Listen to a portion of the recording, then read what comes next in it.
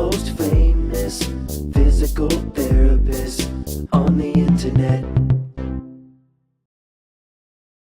Hi, folks. I'm Bob Schrupp, physical therapist. Brad Heineck, physical We're therapist. the most famous physical therapists on the internet. In our opinion, of course, Bob. Simple question. Is it bad to crack your neck? A lot of people want to know the answer to this, Brad. Some people are pretty good at cracking and they can get that crack pretty easily. By the way, before we answer that, if you're new to our channel, please take a second to subscribe to us. We provide videos on how to stay healthy, fit, pain-free, and we upload every day.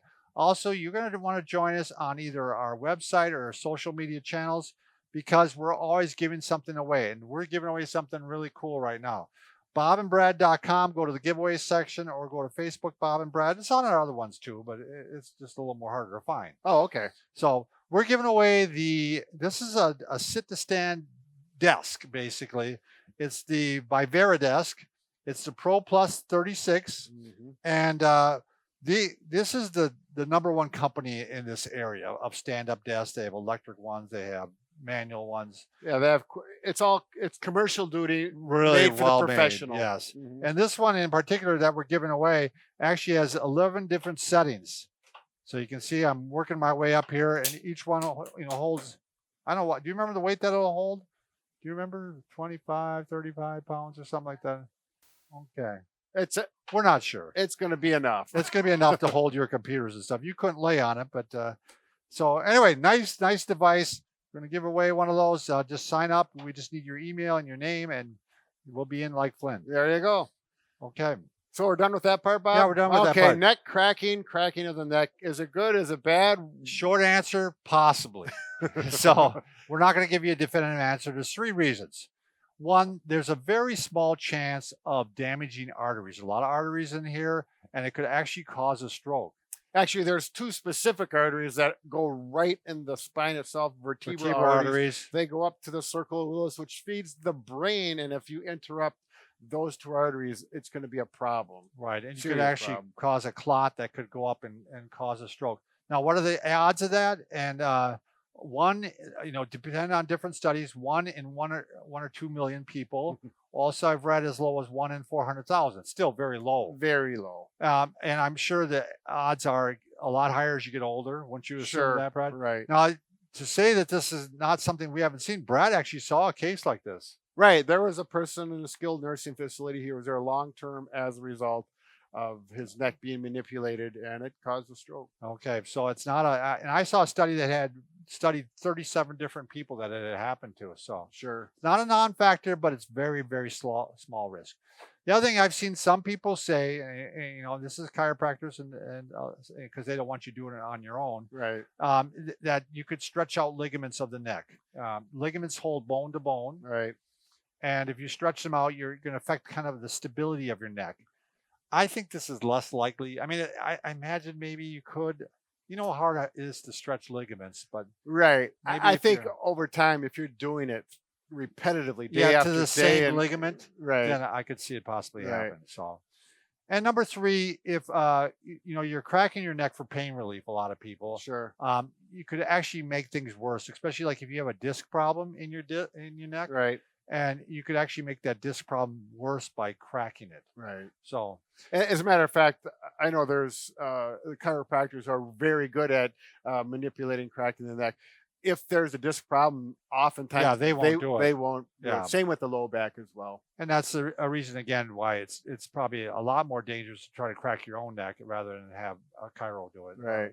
But right. And there's those people out there. I remember when I was working, this guy was in his late teens, around 20, and he could just go like this and it always crack, and he just did it to make people, it would make people go, don't do that. Right. And he would, it doesn't hurt.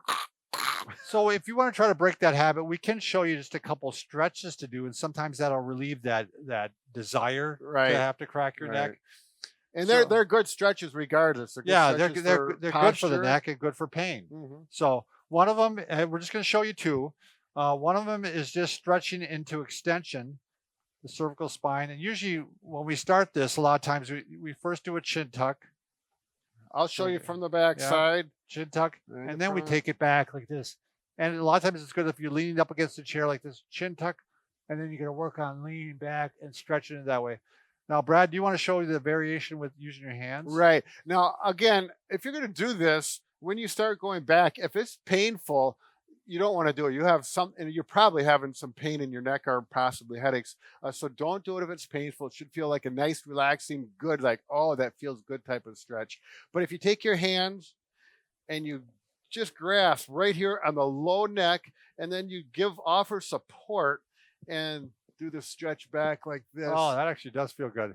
And then you can actually pull and you get a little muscle, mini muscle massage and stretch, and go back with your elbows. It gets mid back as well. It's kind of one of those things. It's not just the neck, but it gets the and you can thoracic actually spine. move your hand up and down to hit different spots. Like I'm going to go down a little further now. There you go. And then I'm going to go back. Right. And that feels really good. And again, you can kind of pull a little bit toward me. Yeah. And giving it, like you said, a little stretch on the muscle. Mm-hmm. And you can go up higher and pull. Now, I would say for a lot of people, especially if you have neck pain, it is going to hurt just to do this. Do you know what I mean? Right. That's why it's great to start with the hands. You're right. Yeah. So, and you can also work on rotations. So you're going to go ahead and just work on stretching it this way. And that's where after a while, gently and as a stretch, you can actually take your hand, one behind the head, one on the chin itself, and give it a little bit of extra stretch. Again, gentle and also pain-free. Right. Now notice, make sure you're up in good posture. Yeah, you don't want to be like this and stretching this. That's not good at all. Yeah, get up like you're, in the military, and then relax while you do these. Don't overstretch. Some people think if a little stretch is good, I better do a lot. Don't do that. It's gentle, relaxed breathing. And there's no quick movements. Right. You're not going, you're going just a gentle stretch. Yeah. And you may get a crack, right. that cavitation technically called, but don't worry about that. And probably maybe 3 to 5 repetitions. And if you do that throughout the day when you're at your workstation or wherever you're at, it would be adequate. I assume you'll have your hands with you most of the day. So right. They're available. So, all right, give that a shot instead of cracking your neck. I think, if you get results, why put yourself at any risk at all? Right. Exactly. All right. Thanks for watching, folks.